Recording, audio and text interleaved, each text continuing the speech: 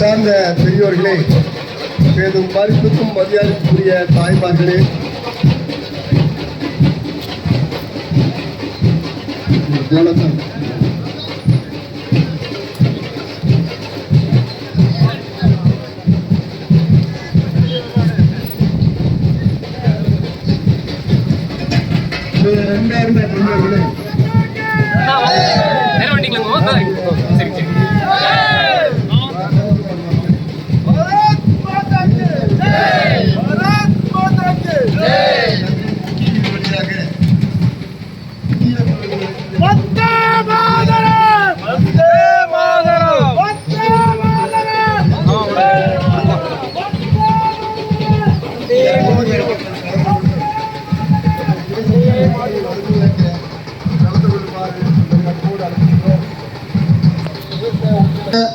இந்திய அரசாங்கத்தினுடைய நடவடிக்கையை இந்த உலகமே பாராட்டுகின்றது.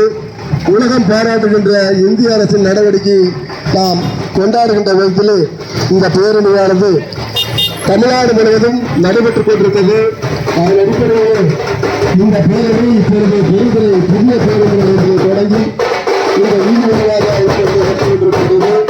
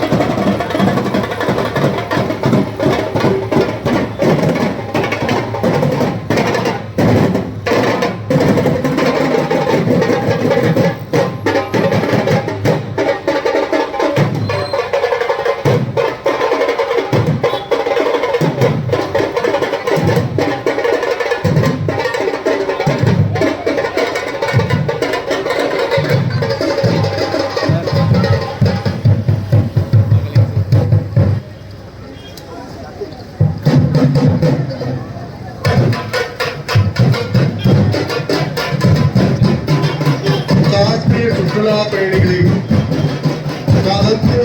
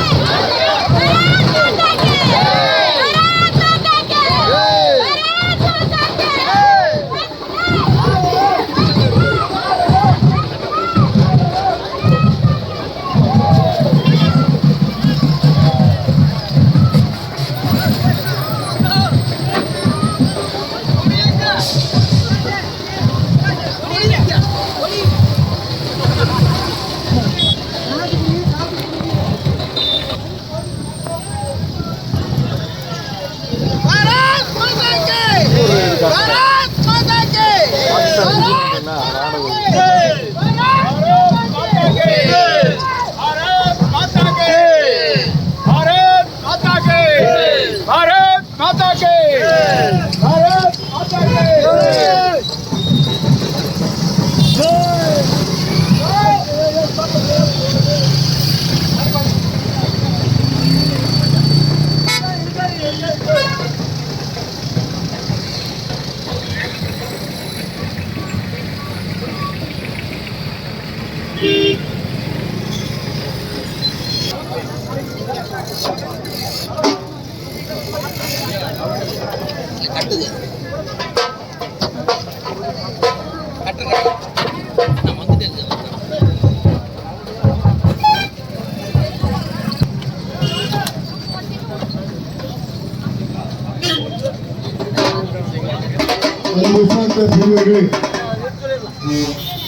மதிப்புக்கும் மரியாதைக்கும் உரிய தாய்மார்களே, வியாபார பெருமக்களே, பேருந்துக்காக காத்திருக்கின்ற பயணிகளே, உங்கள் அனைவருக்கும் வேண்டி எழுந்த வழக்கத்தை தெரிவித்துக் கொள்கின்றோம்.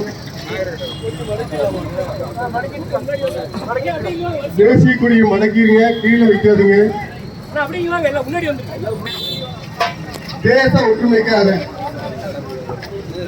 இந்த பேரணி எதற்காக நாடு முழுவதும் கொண்டாடி கொண்டிருக்கின்றார்கள்? எதற்காக?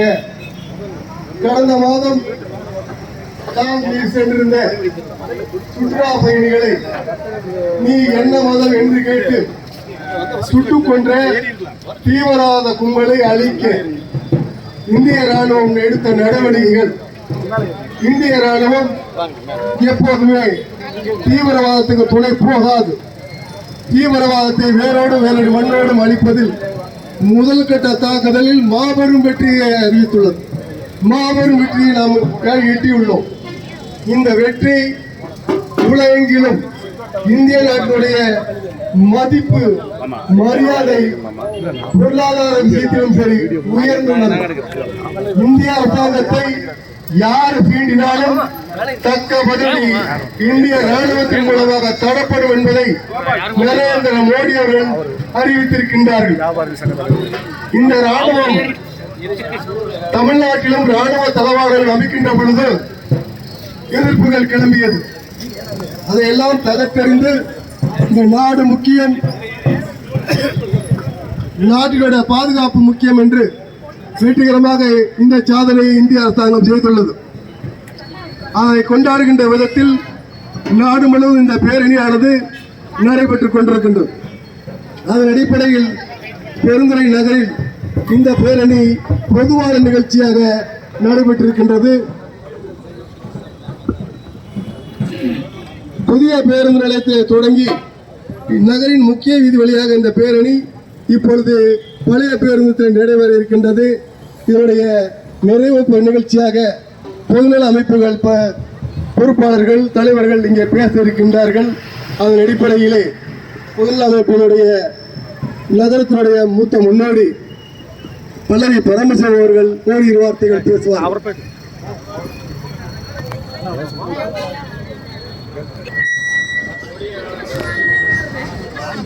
வியாபாரிகளுடைய சங்க தலைவர் ஜோசப் அவர்கள் உரையாற்றுவார்கள்.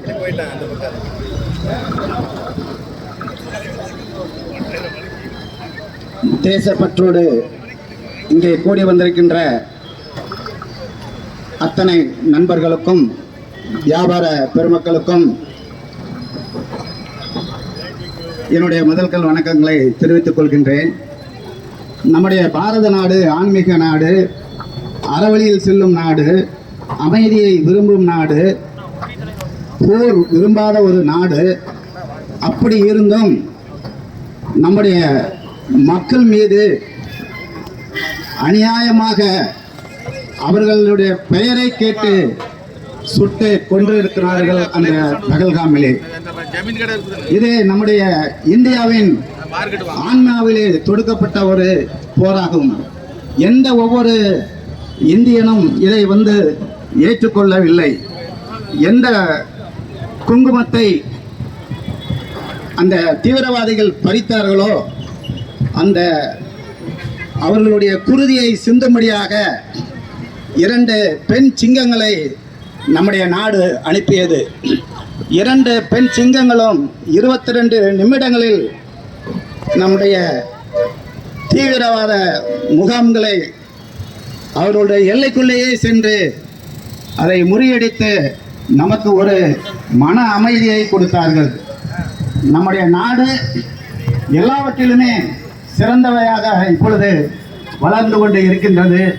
நம்முடைய வலிமையையும் உலக நாடுகளுக்கு காண்பிக்கும்படியாக இது ஒரு சந்தர்ப்பமாகவும் இது அமைந்திருக்கின்றது. பிரதமர் மோடி அவர்கள் மிக தெளிவாக சொல்லி இருக்கின்றார்கள். இனி எதிரி நாட்டிடம் பேச வேண்டும் என்றால் தீவிரவாதத்தையும் ஆக்கிரமிக்கப்பட்ட காஷ்மீரை பற்றியும் தான் பேச்சு, மற்ற பேச்சு என்பது இல்லை என்பது அதிலே மிக தெளிவாக இருக்கின்றார்கள். நம்முடைய எம்பிக்கள் குழுவும் உலக நாடு முழுவதும் சுற்றுப்பயணம் செய்து கொண்டிருக்கின்றது. இப்படிப்பட்ட வேளையிலே தேசப்பற்றோடும் ராணுவத்தின் சிறப்பான பணியையும் இந்த உலகத்திற்கு காண்பிக்கும்படியாக செய்திருக்கிற அந்த வீர மங்கைகளுக்கும் ராணுவத்திற்கும் முற்படை தளபதிகளுக்கும் நாம் நம்முடைய பாராட்டுகளையும் நன்றிகளையும் வீர வணக்கங்களையும் செலுத்திக் கொள்கின்றோம். நன்றி, வணக்கம்.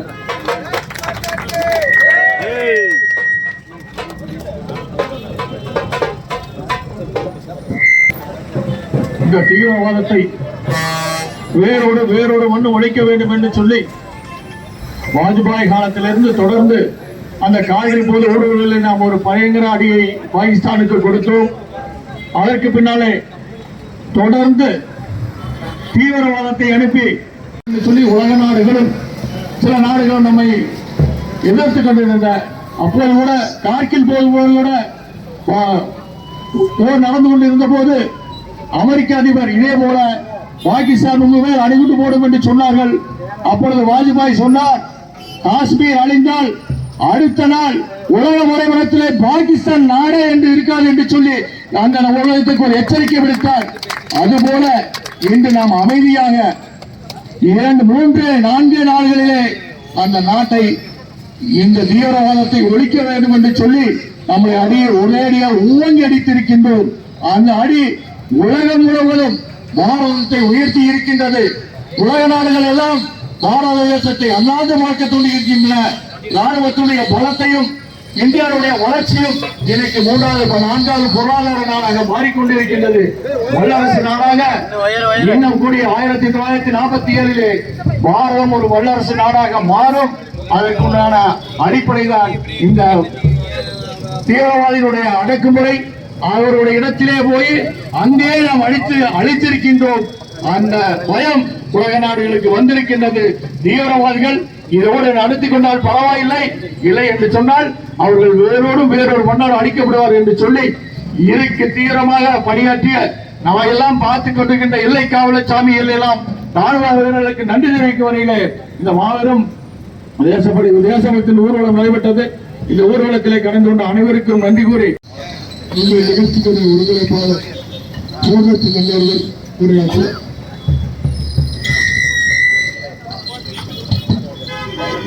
கூடியிருக்கும் அனைத்து தேச பற்றாளர்களும் இந்த தேசத்தை போற்றி மிகப்பெரிய அளவில் பாரதம் இந்த உலகின் குருவாக மாற வேண்டும் என்ற ஒரே சிந்தனையோடு கூடியிருக்கும் அத்தனை நல்லுள்ளவர்களுக்கும் என் முதற்கண் வணக்கத்தை தெரிவித்துக் கொள்கிறேன்.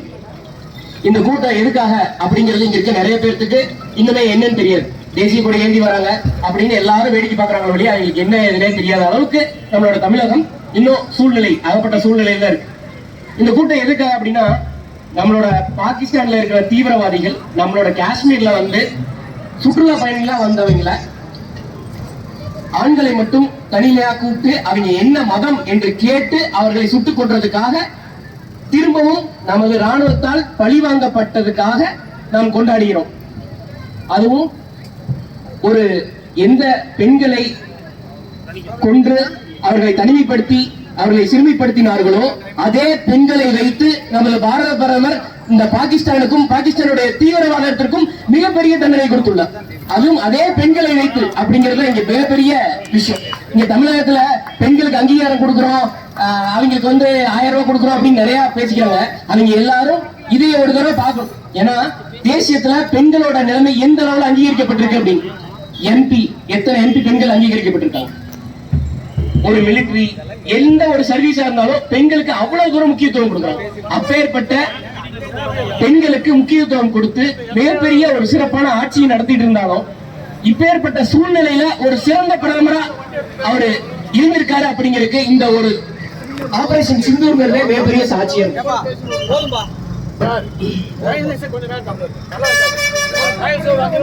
இந்த ஆபரேஷன் சிந்தூர் வெற்றிக்கு நம்மளோட ராணுவத்தினர் மிக பெரும்பாடுபட்டனர். அதாவது 10 நாள்ல அவர்கள் எவ்வளவோ கடுமையா உழைச்சிருக்காங்க. அவங்களோட வெயில் பார்க்காம குளிர் பார்க்காம அனைத்தையும் பொருட்படுத்தாம நம்மளுக்காக செஞ்சிருக்காங்க. அவங்க எத்தனைக்கும் அவங்க அனைவருக்கும் நம் மிகப்பெரிய நன்றியை இதன் மூலம் தெரிவித்துக் கொள்கிறோம். அனைவருக்கும் நன்றி, நன்றி, வணக்கம்.